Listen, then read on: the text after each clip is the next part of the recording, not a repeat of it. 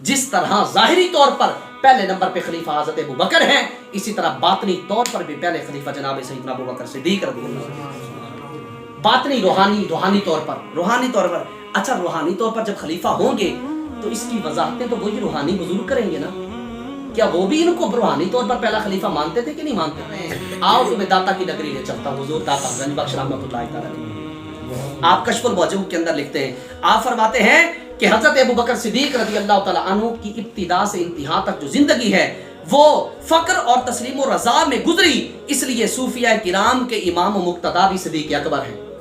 یہ روحانی طور پر بتا رہا ہوں۔ اور آپ نے فرمایا کشف الموجوب میں تمام مسلمانوں کے دینی امام اور اس طریقت پر چلنے والوں کے خاص امام بھی حضرت ابو بکر صدیق ہیں۔ اکبر محی الدین ابن عربی رحمۃ اللہ آپ فرماتے ہیں بعض اولیاء ایسے ہوتے ہیں جن کی حکومت ظاہر ہوتی ہے اور انہیں مقام اور مرتبے کے لحاظ سے جس طرح باطنی خلافت حاصل ہوتی ہے، اسی طرح ظاہری خلافت بھی عطا ہوتی ہے، جیسا کہ آپ نے مثال دی، جیسا کہ حضرت ابو بکر، عمر، حضرت علی، حضرت عثمان اور حضرت عمر بن عبدالعزیز رضی اللہ تعالیٰ عنہ ہیں۔ امام محمد غزالی رحمۃ اللہ علیہ، امام محمد غزالی کو کون نہیں؟ آپ فرماتے ہیں حضرت ابو بکر اور عمر کی شہرت تو خلافت و سیاست میں ہے اور ان کی افضلیت معرفت اور ولایت میں ہے۔ یہ ولایت روحانیت تو ہے، روحانی طور پر تو ہے، اور کیا ہوتا ہے؟ آگے حضرت بہاؤالدین نقشبند رحمۃ اللہ تعالی علیہ، سلسلہ نقشبند کے عظیم پیشوا، آپ فرماتے ہیں اکابر اولیاء کا اجماع ہے کہ معرفت اور ولایت میں حضرت صدیق اکبر کو کوئی نہیں پہنچتا، معرفت میں بھی اور ولایت میں بھی، کہ جس طرح آپ کے پاس اللہ رب العالمین نے آپ کو ظاہری خلافت دی، اسی طرح اللہ نے باطنی روحانیت کا بھی آپ کو امام بنا۔ حضرت امام مناوی رحمۃ اللہ تعالیٰ فرماتے ہیں اقدام میں سے کچھ ایسے ہیں جنہیں ظاہری حکومت بھی حاصل ہوتی ہے اور ولایت کے اعتبار سے باطنی حکومت بھی۔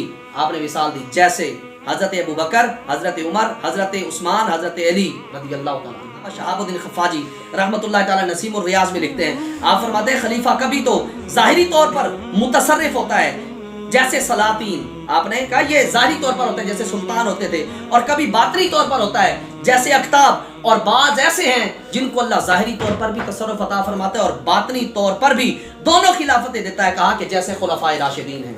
علامہ عبدالعزیز پرہاروی رحمۃ اللہ تعالی آپ فرماتے ہیں یہ بات کہنے والے شیعہ ہیں کہ حضرت علی تمام صحابہ سے زیادہ طریقت کے عالم ہیں۔ حضرت مجدد الفسانی کا خود موقف دیکھیے، آپ فرماتے ہیں جو سب کو برابر سمجھے اور ایک دوسرے کو فضیلت دینا فضول جانے، آپ نے فرمایا وہ خود ابو الفضول ہے، عجب الفضول ہے کہ اہل حق کے اجماع کو بھی فضول کہتا ہے۔ آپ نے فرمایا وہ تو فضولوں کا بھی ابا ہے۔ بیر علی شاہ صاحب رحمۃ اللہ تعالی علیہ کا عقیدہ سن لیں، تاجدار گولڑا کا بھی عقیدہ سن لیں۔